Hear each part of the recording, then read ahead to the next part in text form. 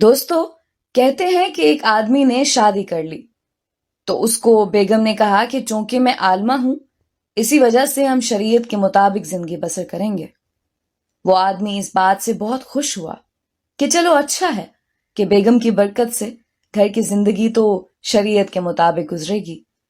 لیکن کچھ دنوں بعد بیگم نے اس کو کہا کہ دیکھو، ہم نے گھر میں شریعت کے مطابق زندگی گزارنے کا عہد کیا تھا، اور شریعت میں بیوی پر سسر و ساس کی خدمت واجب نہیں، اور شریعت کے مطابق خاوند نے بیوی کے لیے علیحدہ گھر کا بندوبست بھی کرنا ہے، لہٰذا میرے لیے علیحدہ گھر لے لو۔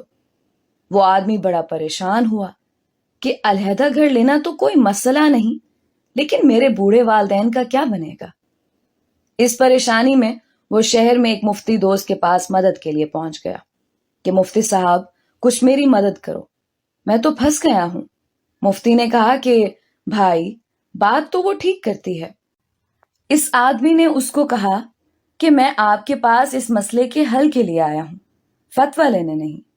مفتی صاحب نے کہا بات ان کی بالکل ٹھیک ہے، لیکن اس کو قابو کرنے کا بھی ایک طریقہ ہے۔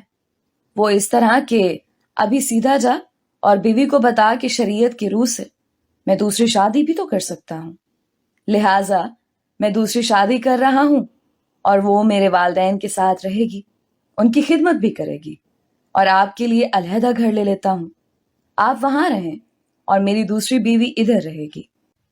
بیوی اس کے جواب سے پریشان ہو گئی اور بولی چلو دفع کرو دوسری شادی کو، میں ادھر ہی رہوں گی اور آپ کے والدین کی بھی خدمت کروں گی، کیونکہ یہ بھی اکرام مسلم ہے۔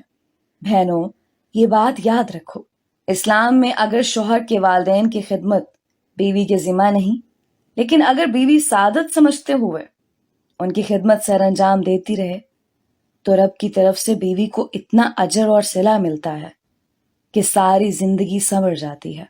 اللہ پاک سب بہنوں کو شوہروں کے والدین کی اور شوہروں کو بیوی کے والدین کی عزت اور احترام کرنا نصیب فرمائے، آمین یا رب العالمین۔